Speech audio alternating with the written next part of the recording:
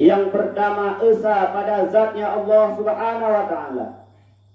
Yang kedua, esa pada sifatnya Allah Subhanahu wa ta'ala. Dan yang ketiga adalah esa pada af'alnya Allah Subhanahu wa ta'ala. Gutanyo yang sering kata iyyaka na'budu wa iyyaka nasta'in. Akan engkau yang kami sembah. Iyyaka na'budu, akan engkau yang kami sembah. Nah, bukan pengakuan le kita bahwa Allah lah yang kita sembah. Apakah sesuai apa yang kita ucapkan dengan realita yang nabak kita?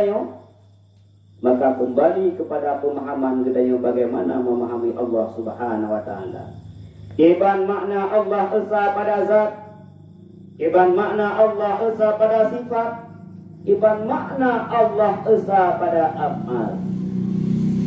Di dalam kitab Tauhid, kitab yang paling rendah, kitab Tijandarari, maka di situ dijelaskan tentang esa pada zat. Ternafinya zat Allah Subhanahu wa ta'ala daripada kam muttasil dan kam munfasil.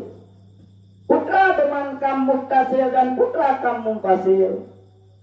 Esa zat Allah ta'ala ternafi daripada kam muttasil, maka zat Allah Subhanahu wa ta'ala hana sama dengan zat makhluk. Zat Allah Subhanahu wa ta'ala hana sama dengan ciptaannya. Gedanya manusia yang diciptakan oleh Allah Subhanahu wa ta'ala, na anak mata, na ule, na hidung, na jaro, na aki, na juzuk-juzuk yang lain berkenan dengan anggota. Maka zat Allah Subhanahu wa ta'ala tidak memiliki anggota. Orang-orang yang mengatakan bahwa Allah Subhanahu wa ta'ala mempunyai anggota, orang-orang yang translate, orang-orang yang terjemah ayat-ayat mutasyabihat dengan makna Indonesia ataupun dengan makna bahasanya sendiri, itu telah keluar daripada hakikat pemahaman. Yadullah fawqa aydihim.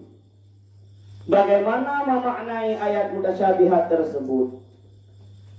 Yadullah fawqa aydihim, daya pegah legetanyo jaro Allah di atas jaro mereka, tak pegah.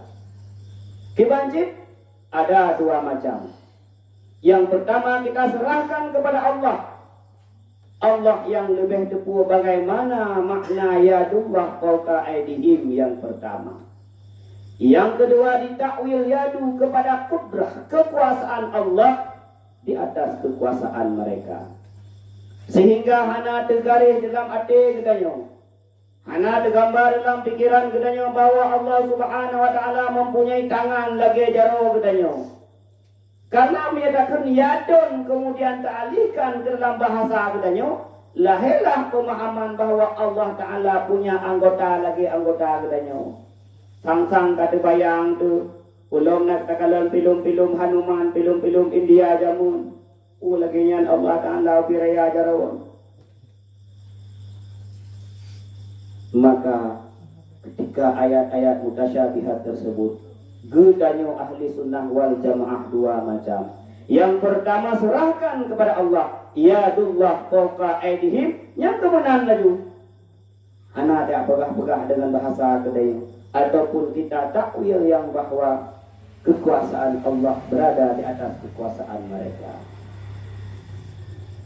Yang hinan ke bahwa makna esa Allah Subhanahu wa ta'ala pada zat yang ternafi kam muttasil.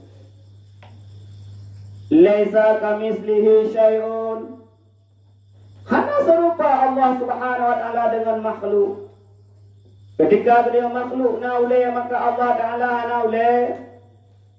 Ketika makhluk najara na akina badan, maka Allah Subhanahu wa ta'ala munazzahun an zalika. Maha bersihlah Allah daripada demikian. Belum ketika baca buku-buku bahasa Indonesia, ketika ditulis ayat-ayat mutasyabihat kemudian diartikan ayat tersebut, hati-hati. Kalau terbayang Allah Subhanahu wa Ta'ala bahwa punya juzuk, kalau terbayang bahwa Allah Subhanahu wa Ta'ala punya anggota, maka kita berada dalam golongan mujasimah, na'udzubillah. Maka esa pada zat yang ternafikan muttasil adalah zat Allah Subhanahu wa Ta'ala tidak mempunyai juzuk. Yang kedua, esa pada zat Allah Subhanahu wa Ta'ala adalah ternafikan munfasil pada zat. Putra ternafikan munfasil, hana musabah makhluk pun yang sama dengan Allah Subhanahu wa Ta'ala hana. Ketika kadang-kadang terbayang liganya karena sering nonton film-film yang kadang filmnya kan film Islam, film yang dibuat oleh mereka-mereka yang ingin merusak pemikiran generasi-generasi Islam, sehingga digambarkan Allah Subhanahu wa Ta'ala dengan gambar-gambar yang mereka gambarkan.